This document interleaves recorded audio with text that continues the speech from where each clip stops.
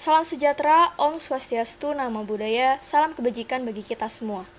Pada kesempatan kali ini, perkenalkan saya Cornelia Krisnawijaya bersama 3 rekan saya lainnya, Anggoro Nur Pradita, Laura Angelina, dan Raffi Sulalesmana dari jurusan Akuntansi Universitas Pajajaran. Halo, perkenalkan nama saya Rufus Sulasmana. Pada kesempatan kali ini saya akan membahas mengenai biaya produksi. Lanjut ke slide kedua di sini yaitu brainstorming dari biaya. Yaitu ketika Anda menjalankan motor umum, daftar 3 biaya berbeda yang Anda miliki dan buatlah daftar 3 keputusan bisnis berbeda yang dipengaruhi oleh biaya Anda.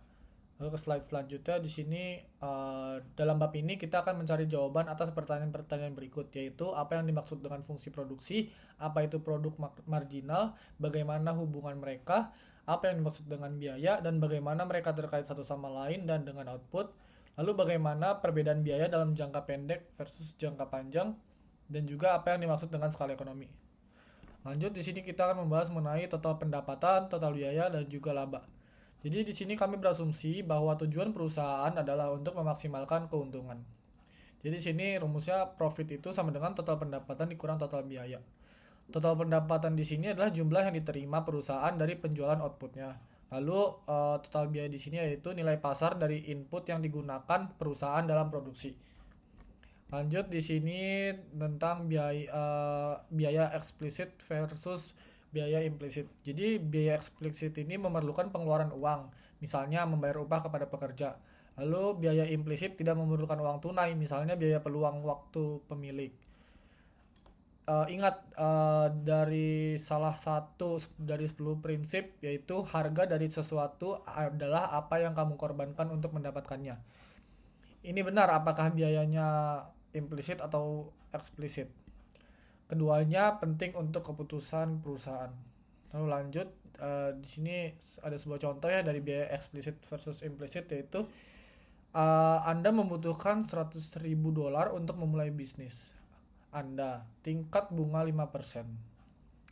Jadi kasus pertama di sini dia meminjam $100.000, lalu biaya eksplisitnya adalah $5.000 bunga pinjaman. Lalu di kasus kedua dia menggunakan $40.000 dari tabungan dan meminjam $60.000 lainnya. Jadi biaya eksplisit di sini adalah 3.000 dikali 5%, yaitu bunga pinjamannya, dan juga biaya implisitnya 20.000 dikali 5%. Bunga sebelumnya yang dapat diperoleh dari $40.000. Dalam kedua kasus, total biaya eksplisit ditambah implisit adalah $5.000. Lalu lanjut ke slide berikutnya. Di sini ada laba ekonomi versus laba akuntansi. Jadi laba akuntansi di sini adalah total pendapatan dikurangi total biaya eksplisit. Lalu kalau laba ekonomi itu adalah pendapatan total dikurang biaya total. Jadi biaya total ini termasuk biaya eksplisit dan juga implisit. Jadi di sini laba akuntansi mengabaikan biaya implisit sehingga lebih tinggi dari laba ekonomi. Lalu lanjut ke slide berikutnya. Di sini ada contoh dari laba ekonomi versus laba akuntansi, yaitu sewa equilibrium di ruang kantor baru saja meningkat sebesar $500 per bulan. Bandingkan efeknya pada laba akuntansi dan laba ekonomi jika Anda menyewa ruang kantor Anda, lalu yang kedua Anda memiliki ruang kantor Anda. Jadi lanjut ke slide berikutnya. Di sini ada jawabannya, yaitu sewa kantor rumah naik, kan di sini sewa kantor rumah naik $500 per bulan. Jadi jawaban dari A yaitu Anda menyewa ruang kantor Anda, biaya eksplisit meningkat $500 per bulan. Jadi laba akuntansi dan laba ekonomi setiap jatuh $500 per bulan. Lalu ada yang B, yang kedua itu Anda memiliki ruang kantor Anda sendiri. Di sini case-nya. Lalu biaya eksplisit tidak dikenakan biaya sehingga laba akuntansi tidak berubah. Biaya implisit meningkat $500 per bulan. Itu biaya menggunakan ruang Anda alih-alih menyewanya, sehingga keuntungan ekonomi turun $500 per bulan. Lanjut ke slide berikutnya. Di sini adalah fungsi produksi. Jadi fungsi produksi ini menunjukkan hubungan antara jumlah input yang digunakan untuk menghasilkan barang dan jumlah output barang tersebut. dapat direpresentasikan dengan tabel, persamaan, ataupun grafik. Contohnya di sini adalah petani Jack menanam gandum. Dia memiliki 5 hektar tanah dan dia bisa memperkerjakan pekerja sebanyak yang dia mau. Lalu di sini lanjut ke slide berikutnya. Jadi di sini menunjukkan grafik dari pernyataan di slide sebelumnya. Jadi L di sini adalah jumlah pekerja dan Q ini di sini adalah gandum, kuantiti dari gandum tersebut. Jadi ketika L-nya 0 maka Q-nya 0, lalu dengan L-nya 1 maka Q-nya 1000, seterusnya dengan L2 lalu Q-nya 1800, L-nya 3 2400, L-nya 4 2800 dan L-nya 5 3000. Jadi ketika L naik maka Q juga akan mengikuti naik. Di sini adalah hubungan positif ya antara L dan juga Q. Lanjut ke slide berikutnya, di sini ada produk marginal. Jadi jika Jack memperkerjakan satu pekerja lagi, outputnya naik sebesar produk marginal tenaga kerja. Produk marginal dari input apapun adalah peningkatan output yang timbul dari satu unit tambahan input itu, dengan menganggap semua input lainnya konstan. Di sini notasinya yaitu delta. Delta itu sebagai perubahan. Lalu contohnya di sinilah delta Q sama dengan perubahan output, dan delta L di sini adalah perubahan tenaga kerja. Produk marginal tenaga kerja atau yang disebut dengan MPL itu rumusnya adalah delta Q dibagi dengan delta L. Lanjut.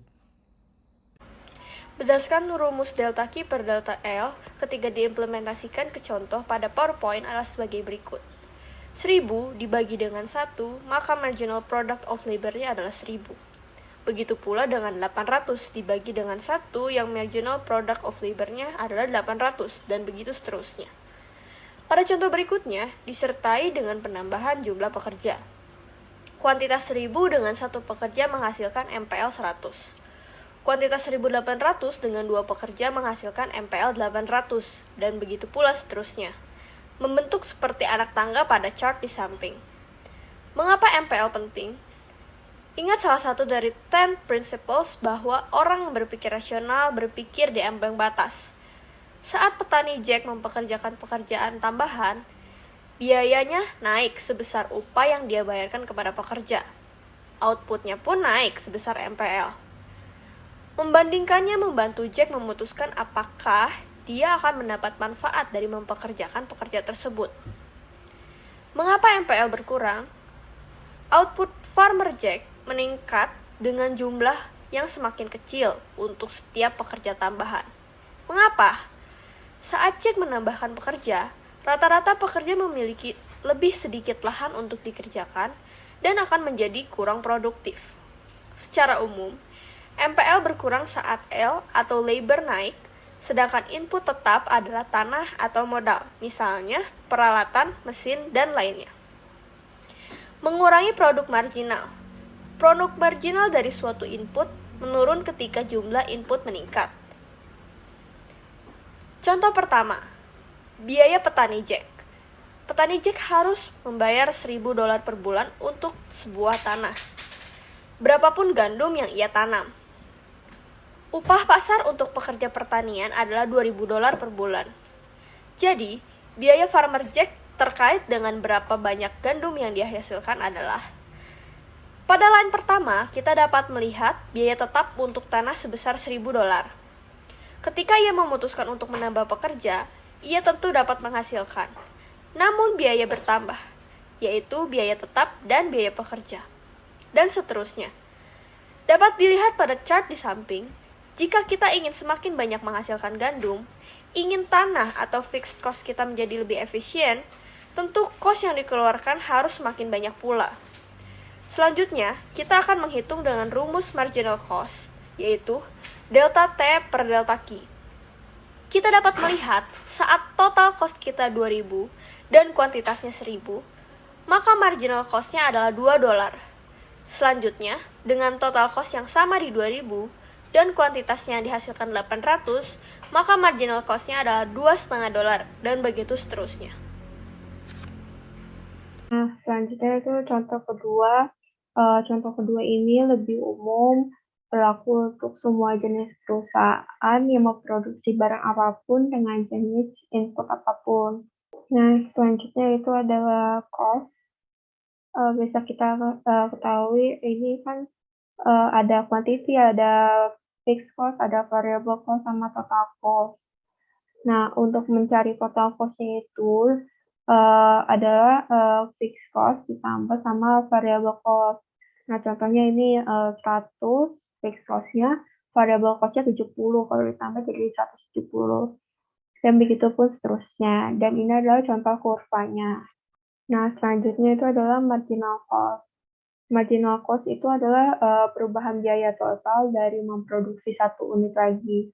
Nah, rumusnya itu delta total cost dibagi delta quantity. Dan biasanya marginal cost naik ketika kuantitinya naik karena produksi marginal yang semakin berkurang. Terus kadang-kadang yang seperti di sini, marginal cost-nya itu jatuh sebelum naik. Nah, dalam contoh lain, marginal cost-nya mungkin aja konstan.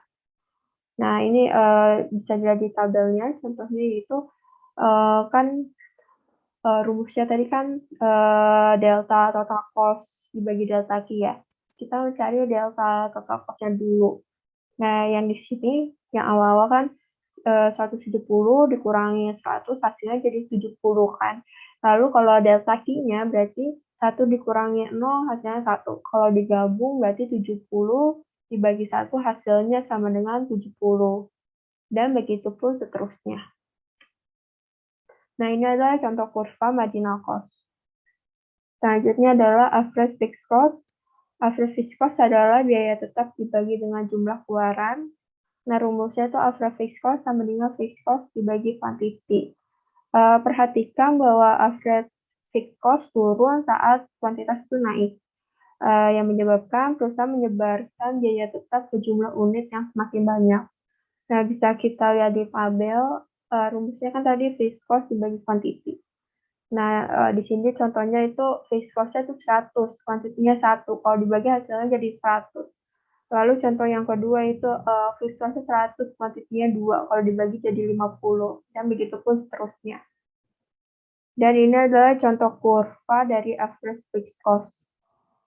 Nah, selanjutnya adalah average variable cost. Dan di sini average variable cost itu rumusnya variable cost dibagi sama quantity. Nah, saat kuantitas itu naik, average variable cost itu mungkin turun pada awalnya. Tapi dalam kebanyakan kasus, average variable cost ini akan akhirnya naik ketika output-nya juga naik. Nah, di sini bisa kita lihat di tabel. Seperti yang tadi, rumusnya itu kan variable cost dibagi quantity. Nah, di sini variabelnya itu 70, kuantitinya 1. Kalau dibagi hasilnya jadi 70. Lalu selanjutnya variable cost-nya itu 120. Di sini kuantitinya 2, kalau dibagi jadi 60. Dan begitu pun seterusnya. Dan ini adalah kurva dari average variable cost. Lalu selanjutnya adalah average total cost. Average total cost ini rumusnya ada 2, yaitu yang pertama total cost dibagi sama quantity, terus yang kedua itu average fixed cost tambah average variable cost. Nah, kita bisa lihat dari contoh tabelnya. Di sini kan quantity-nya 1, total cost-nya itu 170.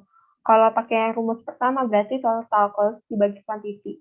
Jadi 170 dibagi 1 hasilnya adalah 170. Sedangkan kalau pakai rumus kedua, di sini kan average fixed cost itu 100, sedangkan yang variable cost-nya itu 70. Kalau ditambah jadi 170. Dan begitu pun seterusnya. Nah, biasanya kurva dari average total cost ini berbentuk U kurvanya. Seperti ini berbentuk U-nya. Lalu ini adalah kurva dari gabung-gabungan dari average total cost, average variable cost, average fixed cost, dan marginal cost. Lalu ini ada active learning 3, kita harus mencari jawaban-jawaban yang kosong ini. Nah, yang pertama itu kita mencari variable cost. Di sini dibilang kalau fixed cost-nya itu 50. Dan kita mengetahui kalau di total cost-nya ini hasilnya 50. Nah, karena kita udah mengetahui fixed cost sama total cost-nya, jadi kita tinggal mencari variable cost-nya aja. Karena total cost-nya itu 50, terus variable cost, fixed cost-nya itu 50, jadi variable cost-nya itu 0. Nah, lalu kita yang selanjutnya itu kita mencari total cost. Nah, ini tinggal ditambah aja. Berarti fixed cost-nya itu kan 50, variable cost-nya itu 10. Hasilnya jadi 60. Nah, yang selanjutnya itu juga sama. Di sini variable cost-nya itu 150. Tinggal tambah 50, hasilnya jadi 200. Nah, di sini lanjut kita mencari average fixed cost. Kan rumusnya tadi variable cost, fixed cost dibagi sama quantity. Nah, kita kan tahu tadi itu kan fixed cost-nya 50. Nah, di sini kuantitinya tuh 1. Hasilnya kalau dibagi menjadi 50. Nah, yang kedua ini tadi kan fixed cost-nya 50, kalau kuantitinya 2 jadi 25. Kalau yang ini berarti 50 dibagi 5 jadi 10. Nah, kita mencari average variable cost. Kan rumusnya tadi variable cost dibagi quantity. Nah, di sini kan berarti 30 dibagi 2 hasilnya jadi 15. Nah, yang selanjutnya itu kan variable cost-nya itu 100, quantity 4, kalau dibagi jadi 25. Nah, yang ini selanjutnya adalah mencari variable cost. Kita kan ketahui tadi itu yang di average variable cost-nya itu kan 20, quantity-nya 3, tinggal dikaliin aja. Jadi hasilnya adalah 60. Nah, untuk mencari marginal cost itu, kita kan tinggal mengurangi ya, yang di total cost-nya. Nah, yang awal itu kan berarti 60 kurang 50 jadi 10, 80 kurang 60 jadi 20. Nah, yang ketiga ini, kita udah tahu ini marginal cost-nya itu 30. Nah, kita tinggal mencari aja total cost-nya, berarti 80 tambah 30 itu hasilnya adalah 110. Nah, lanjut, kita untuk mencari marginal cost 40, berarti 150 kurang 110. Nah, selanjutnya itu 200 kurang 150, hasilnya jadi 50.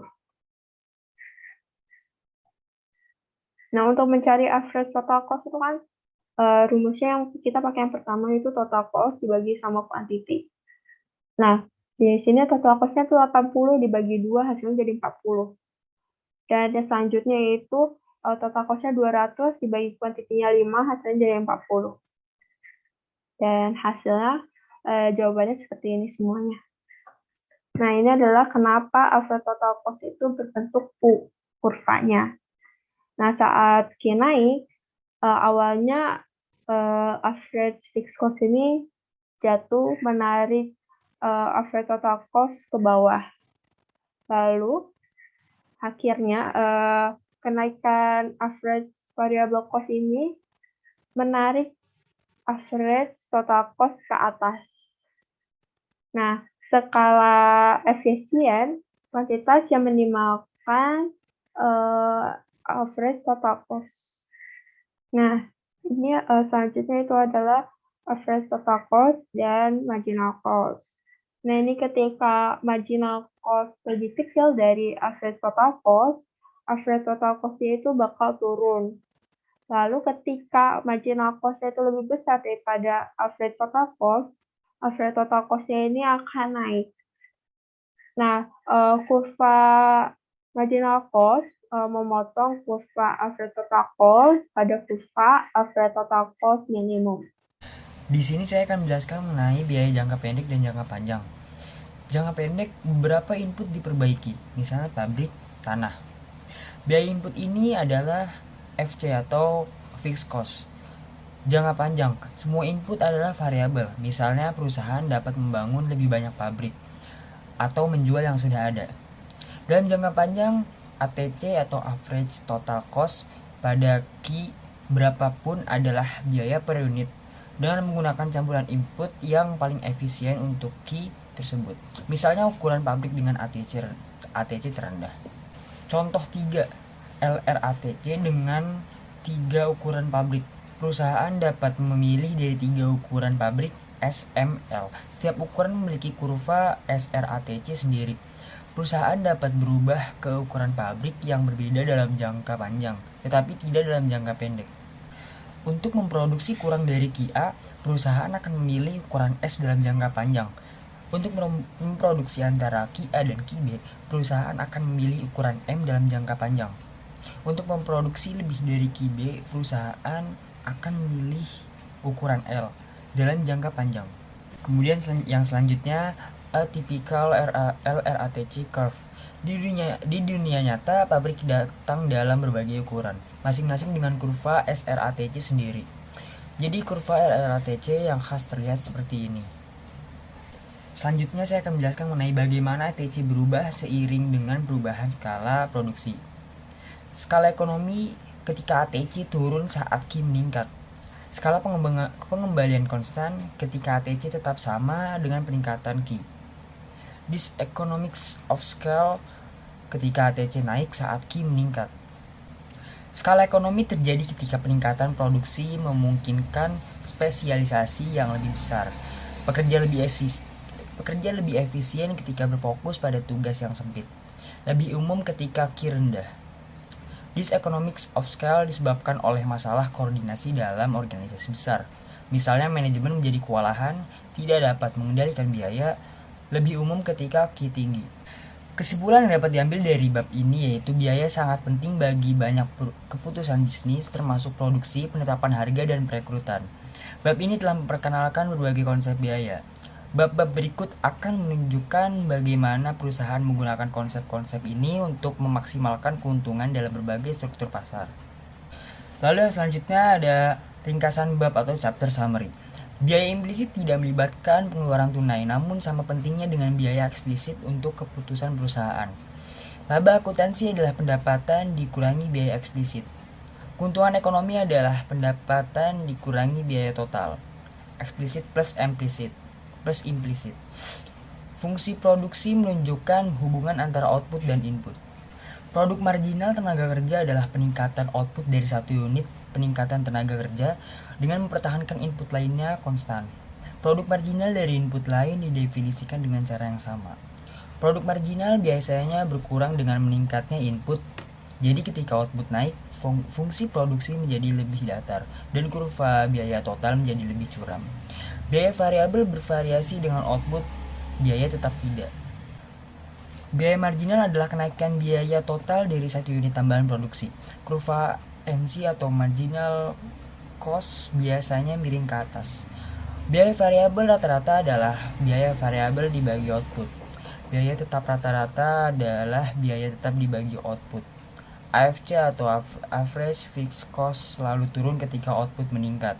Biaya total rata-rata kadang-kadang disebut biaya per unit adalah biaya total dibagi dengan jumlah output. Kurva ATC atau average total cost biasanya berbentuk U. Kurva MC memotong kurva ATC pada biaya total rata-rata minimum. Ketika MC lebih kecil atau kurang dari ATC turun saat Q naik. Ketika MC lebih besar dari ATC naik saat Q naik. Dan jangka panjang semua biaya adalah variabel. Skala ekonomi ketika ATC turun saat Q naik. This economics of scale ketika ATC naik saat Q naik. Skala pengembalian konstan ketika ATC tetap konstan saat Q naik.